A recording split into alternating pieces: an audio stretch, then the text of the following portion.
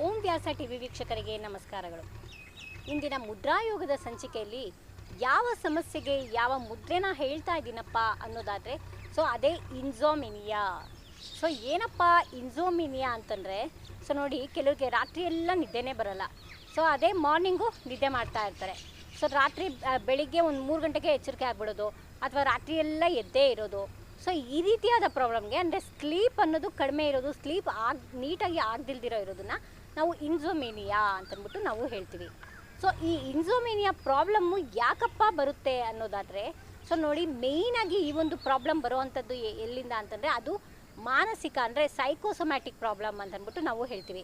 ಅಂದರೆ ಮಾನಸಿಕವಾಗಿ ಏನಾದರೂ ದೀರ್ಘವಾದ ಆಲೋಚನೆ, ಒಂದೇ ವಿಷಯದ ಕುರಿತಾಗಿ ದೀರ್ಘವಾಗಿ ಆಲೋಚನೆ ಇದ್ದರೆ, ಇನ್ಸೆಕ್ಯೂರಿಟಿ ಫೀಲಿಂಗ್ ಇದ್ದರೆ, ಅದೇ ರೀತಿಯಾಗಿ ತುಂಬ ಡಿಪ್ರೆಷನ್ ಮೂಡಲ್ಲಿದ್ದರೆ, ಅದೇ ರೀತಿಯಾಗಿ ತುಂಬ ಭಯ ಆತಂಕ ಅನ್ನೋದಿದ್ದರೆ, ಹಾಗೆ ಸ್ಟ್ರೆಸ್ ಅನ್ನೋದು ಹೆಚ್ಚಾಗಿದ್ದರೆ.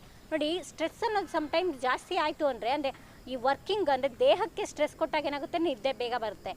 ಅದೇ ಮಾನಸಿಕವಾಗಿ ಸ್ಟ್ರೆಸ್ ಕೊಟ್ಟಾಗ ಅದೇ ನಿದ್ದೆ ಕಡಿಮೆ ಆಗೋದನ್ನು ನಾವು ನೋಡಬಹುದಾಗಿದೆ. ಈ ರೀತಿಯಾಗಿ ಮಾನಸಿಕವಾಗಿ ಕೆಲವೊಂದು ತುಮುಲತೆ ಏನಾದರೂ ಇದ್ದಾಗ ಏನಾಗುತ್ತೆ ಅಂದರೆ ಈ ಒಂದು ಇನ್ಸೋಮಿನಿಯಾ ಅನ್ನೋದು ಬರೋದು ನಾವು ನೋಡಬಹುದಾಗಿದೆ.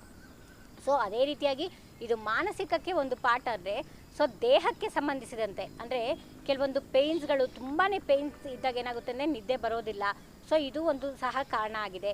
ಅದೇ ರೀತಿಯಾಗಿ ಆಹಾರ ವಿಹಾರ, ಅದೇ ರೀತಿಯಾಗಿ ಏನಾದರೂ ಅದರಲ್ಲಿ ವ್ಯತ್ಯಾಸಗಳಾಯಿತು ಅಂತಂದಾಗ, ಯಾಕಂದರೆ ಕೆಲವರಿಗೆ ಬೇರೆ ಪ್ಲೇಸಸ್ಗೆ ಹೋದಾಗ ಅವ್ರಿಗೆ ನಿದ್ದೆನೇ ಬರಲ್ಲ.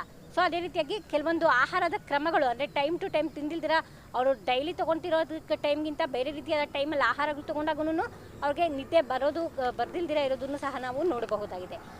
ಈ ರೀತಿಯಾಗಿ ದೇಹದ ಈ ರೀತಿಯಾದ ಒಂದು ಚಲನಾವಲನಗಳಿಂದ ಏನಾಗುತ್ತೆ ಅಂದರೆ ಇನ್ಸೋಮಿನಿಯಾ ಪ್ರಾಬ್ಲಮ್ ಅನ್ನೋದು ಬರೋದನ್ನು ನಾವು ನೋಡಬಹುದಾಗಿದೆ. ಅದೇ ರೀತಿಯಾಗಿ ಕೆಲವೊಂದು ಬಾಧಿಸುವಂತಹ ಕಾಯಿಲೆಗಳು, ಹಾಗೆ ಹಾರ್ಮೋನ್ಸ್ ವೇರಿಯೇಷನ್ಸ್ಗಳು, ಈ ರೀತಿಯಾಗಿ ಎಲ್ಲ ಇದ್ದಾಗೂ ಇನ್ಸೋಮಿನಿಯಾ ಒಂದು ಸಮಸ್ಯೆಗೆ ಇದು ಕಾರಣಗಳನ್ನು ನಾವು ನೋಡಬಹುದಾಗಿದೆ. ಹಾಗಾದರೆ ಇನ್ಸೋಮಿನಿಯಾದಿಂದ ಏನೇನು ಪರಿಣಾಮಗಳಾಗುತ್ತೆಪ್ಪ ಅನ್ನೋದಾದರೆ ನೋಡಿ, ಇನ್ಸೋಮಿನಿಯಾ ಯಥೇಚ್ಛವಾಗಿ ಒಂದು ಒಬೇಸಿಟಿಯಲ್ಲೇ ಇರೋದನ್ನು ನಾವು ನೋಡಬಹುದು. ಯಾಕಂದರೆ ಅವ್ರಿಗೆ ರಾತ್ರಿ ಎಲ್ಲ ನಿದ್ದೆ ಬರಲ್ಲ, ಎಲ್ಲಿ ಕೂತ್ಕೊಂಡ್ರೆ ಅಲ್ಲಿ ತೂಕುಡಿಸ್ತಾ ಇರ್ತಾರೆ. ಯಾವಾಗ ದೇಹ ಊಟ ತಿಂದ ನಂತರ ಸಡನ್ನಾಗಿ ನಿದ್ದೆಗೆ ಹೋಗ್ಬಿಡೋದು, ಆಮೇಲೆ ಗೊರಕೆ ಹೊಡೆಯೋದಾಗಿರ್ಬೋದು, ಸ್ನೋರಿಂಗ್ ಅಂತಂದ್ಬಿಟ್ಟು ಹೇಳ್ತೀವಿ. ಈ ರೀತಿಯಾಗಿ ಮಾಡಿದಾಗ ಏನಾಗುತ್ತೆ ಅಂದರೆ ನಮ್ಮ ದೇಹದಲ್ಲಿ ಅಂದರೆ ಒಬೇಸಿಟಿ ಅನ್ನೋದು ರೈಸ್ ಆಗೋದಕ್ಕೂ ಇನ್ಸೋಮಿನಿಯಾದಿಂದ ಪರಿಣಾಮ ಆಗೋದು ನಾವು ನೋಡಬಹುದಾಗಿದೆ. ಅದೇ ರೀತಿಯಾಗಿ ಜೀರ್ಣಕ್ರಿಯೆ ಮೇಲೆ ಪರಿಣಾಮ ಬೀರೋದನ್ನು ನಾವು ನೋಡಬಹುದಾಗಿದೆ. ಅದೇ ರೀತಿಯಾಗಿ ಮೆಟಬಾಲಿಕ್ ರೇಟ್ ಮೇಲೆ ಪರಿಣಾಮ ಬೀರೋದನ್ನು ನಾವು ನೋಡಬಹುದಾಗಿದೆ. ಅದೇ ರೀತಿಯಾಗಿ ಮಾನಸಿಕವಾಗಿ ತುಂಬ ಲೇಜಿ ಆಗೋದನ್ನು ಸಹ ಇನ್ಸೋಮಿನಿಯಾದಿಂದ ನಾವು ನೋಡಬಹುದಾಗಿದೆ. ಈ ರೀತಿ ಆಗಿ ಮತ್ತೆ ದೇಹದಲ್ಲಿ ಮತ್ತೆ ಅದು ಏನಾಗುತ್ತೆ ಅಂದರೆ ಒಬೇಸಿಟಿ ಆಗಿ, ಮತ್ತು ಲೈಫ್ ಸ್ಟೈಲೆಲ್ಲ ಚೇಂಜ್ ಆಗಿ, ಅದು ಮತ್ತೆ ಡಯಾಬಿಟಿಕ್ ತಿರ್ಗೋದಾಗಿರ್ಬೋದು. ಅದೇ ರೀತಿಯಾಗಿ ಆಂಗ್ಸೈಟಿ ಅನ್ನೋದು ಹೆಚ್ಚಾಗಿ, ಆ ಲ್ಯಾಕ್ ಆಫ್ ಸ್ಲೀಪ್ ಅನ್ನೋದು ಉಂಟಾಗಿ, ಮತ್ತು ಹೈಪರ್ ಟೆನ್ಷನ್ ಅನ್ನೋದು ಉಂಟಾಗಿರೋದಾಗಿರ್ಬೋದು. ಈ ರೀತಿ ಎಲ್ಲ ಸಮಸ್ಯೆಗಳು ಬರ್ತಾ ಹೋಗುತ್ತೆ. ಹೀಗಾಗಿ ಇನ್ಸೋಮಿನಿಯಾ ಅನ್ನೋದು ಇನ್ನಷ್ಟು ಸಮಸ್ಯೆಗಳನ್ನು ಉಲ್ಬಣ ಮಾಡುತ್ತೆ ದೇಹದಲ್ಲಿ ಅಂತ ಹೇಳ್ತಾ, ನಿದ್ದೆ ಅನ್ನೋದು ಪ್ರಾಪರಾಗಿ ಮಾಡಬೇಕು. ಹಂಗೆ ಮಾಡದಿದ್ದಾಗ ಏನಾಗುತ್ತೆ ಅಂದರೆ ದೇಹದಲ್ಲಿ ಅನೇಕ ಸಮಸ್ಯೆಗಳು ಉಂಟಾಗುತ್ತೆ. ಹೀಗಿರುವಾಗ ಇನ್ಸೋಮಿನಿಯಾ ಹೊಂದಿರುವಂಥವ್ರಿಗೆ ಯಾವ ಮುದ್ರೆಗಳು ಮುದ್ರಾಯೋಗದಲ್ಲಿ ಸಹಾಯಕಾರಿಯಾಗಿದೆ ಅನ್ನೋದನ್ನು ನೋಡೋದಾದರೆ ಇವತ್ತಿನ ದಿನ ನಾನು 3 ಮುದ್ರೆಗಳನ್ನು ಹೇಳ್ತಾ ಇದ್ದೀನಿ. ಒಂದು ಜ್ಞಾನ ಮುದ್ರೆ, ಇನ್ನೊಂದು ಧ್ಯಾನಿ ಮುದ್ರೆ ಅಂತಂದ್ಬಿಟ್ಟು, ಮತ್ತೊಂದು ಯಾವುದಪ್ಪ ಅಂದರೆ ಪ್ರಾಣ ಮುದ್ರೆ. ಈ 3 ಮುದ್ರೆಗಳನ್ನು ಹೇಳ್ತೀನಿ. ಜ್ಞಾನ ಮುದ್ರೆ ಹೇಗಪ್ಪ ಮಾಡೋದು, ನಮಗೆಲ್ರಿಗೂ ಗೊತ್ತಿರೋ ಹಾಗೆ ಈ ಒಂದು ವಾಯು ಮುದ್ರೆ, ಹಾಗೆ ವಾಯು ತತ್ವ, ಹಾಗೆ ಈ ಒಂದು ಅಗ್ನಿ ತತ್ವನ ಈ ರೀತಿಯಾಗಿ ಮಾಡೋದು, ಇದು ಒಂದು ಜ್ಞಾನ ಮುದ್ರೆ ಆಗಿದೆ. ಜ್ಞಾನ ಮುದ್ರೆ ಮಾಡೋದ್ರಿಂದ ಏನಾಗುತ್ತೆ ಅಂದರೆ ತಲೆಗೆ ಸಂಬಂಧಿಸಿದ ಅಂದರೆ ಪ್ರಾಣಶಕ್ತಿಯನ್ನು ಜಾಗೃತಿಯಾಗಿ ಸ್ಲೀಪ್ ಅನ್ನೋದು ಚೆನ್ನಾಗಿ ಬರೋದಕ್ಕೆ ಈ ಒಂದು ಜ್ಞಾನ ಮುದ್ರೆ ಅನ್ನೋದು ಸಹಾಯಕಾರಿಯಾಗಿದೆ. ಅದೇ ರೀತಿಯಾಗಿ ಮತ್ತೊಂದು ಮುದ್ರೆ ಧ್ಯಾನಿ ಮುದ್ರೆ. ಧ್ಯಾನಿ ಮುದ್ರೆ ಅಂದರೆ ನೋಡಿ, 2 ಕೈಗಳನ್ನು ಈ ರೀತಿಯಾಗಿ ಇಡ್ತಾ ಹೆಬ್ಬೆರಳನ್ನ ಈ ರೀತಿಯಾಗಿ ಕ್ಲೋಸ್ ಮಾಡಬೇಕು. ಇದನ್ನು ಧ್ಯಾನಿ ಮುದ್ರೆ ಅಂತ ಹೇಳ್ತೀವಿ. ಇದರಿಂದ ಸಹ ಸ್ಲೀಪ್ ಚೆನ್ನಾಗಿ ಆಗೋದಕ್ಕೆ ಈ ಒಂದು ಮುದ್ರೆ ಸಹಾಯಕಾರಿಯಾಗಿದೆ ಅಂತಂದ್ಬಿಟ್ಟು ನಾವು ತಿಳ್ಕೊಬಹುದಾಗಿದೆ.